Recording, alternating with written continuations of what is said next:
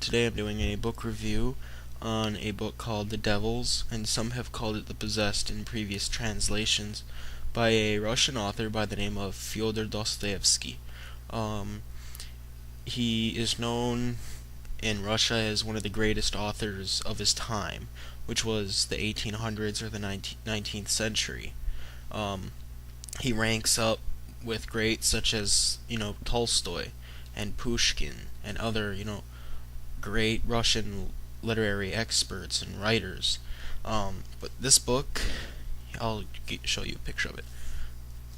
See? The Devils.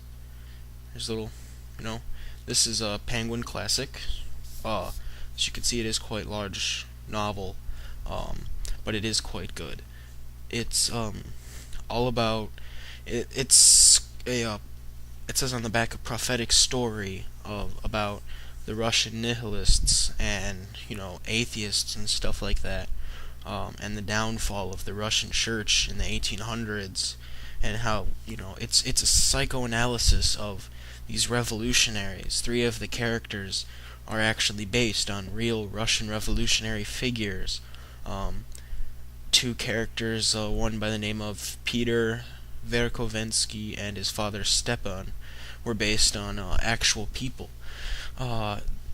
In real life, the character Peter Verkovensky, well, the guy, he's based on, killed a student for speaking out against him, and Peter does the same in his book, in this book. But it focuses more likely on a guy by the name of Nicholas Stavrogin.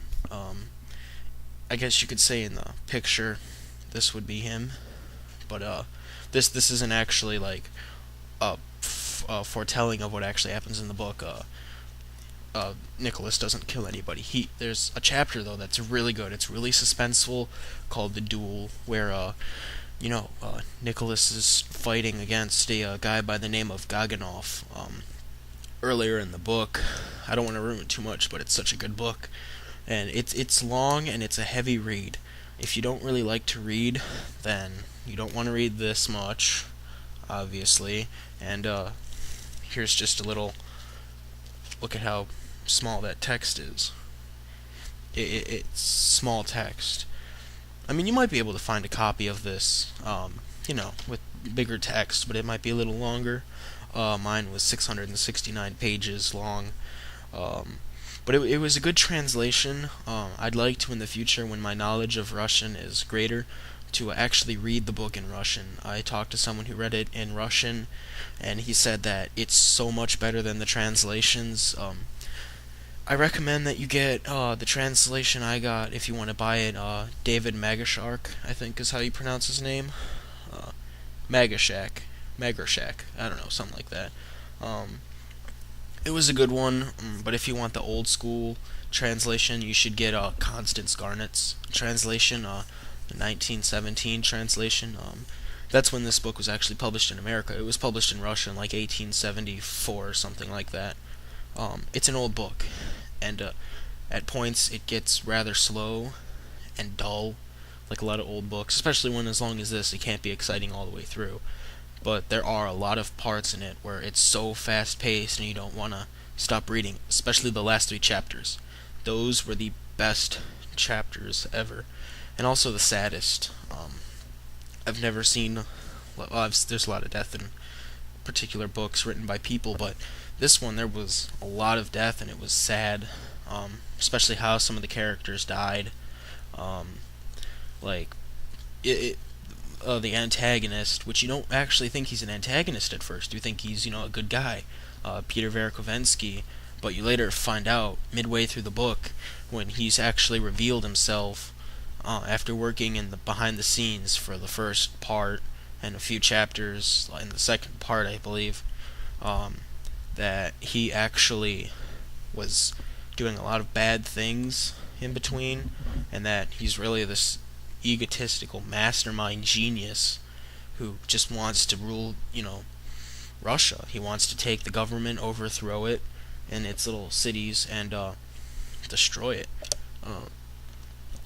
And Nicholas Stavrogin, Stavrogin, however you want to pronounce his name, is really just sadly Peter tries to make him a pawn in his games, and Stavrogin is he's an extremely smart character, and I'll read you a quote on the back. See, comes with I don't know, I don't think you can see it. It's illegible, but it says Stavrogin was one of those men who knew not the meaning of fear.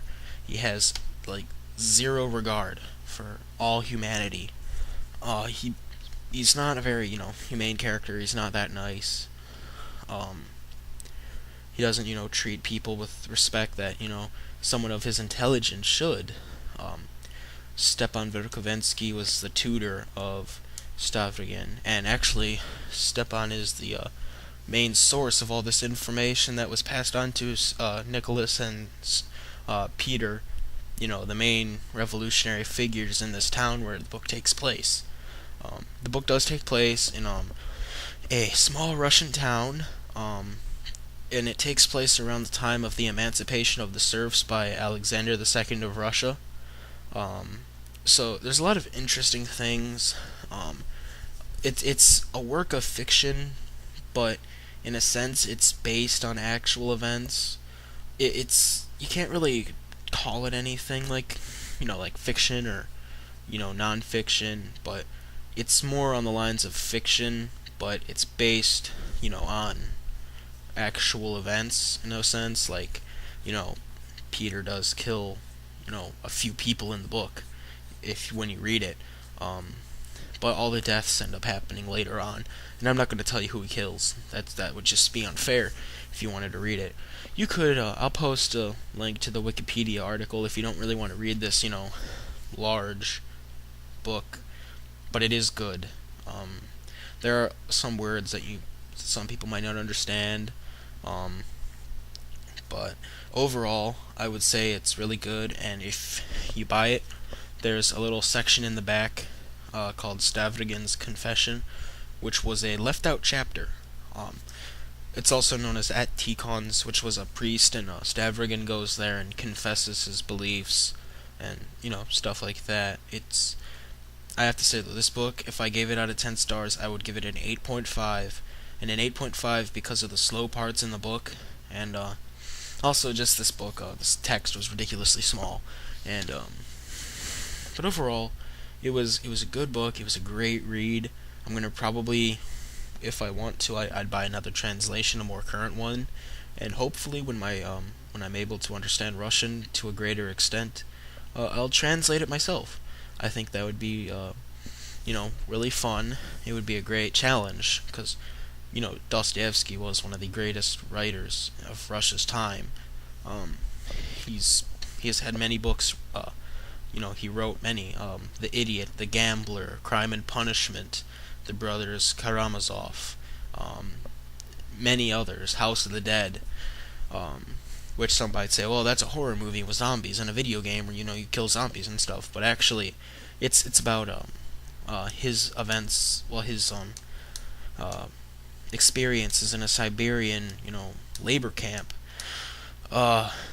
Dostoevsky was he was arrested and was about to be executed, and to think, if he was executed, he hadn't written this book yet.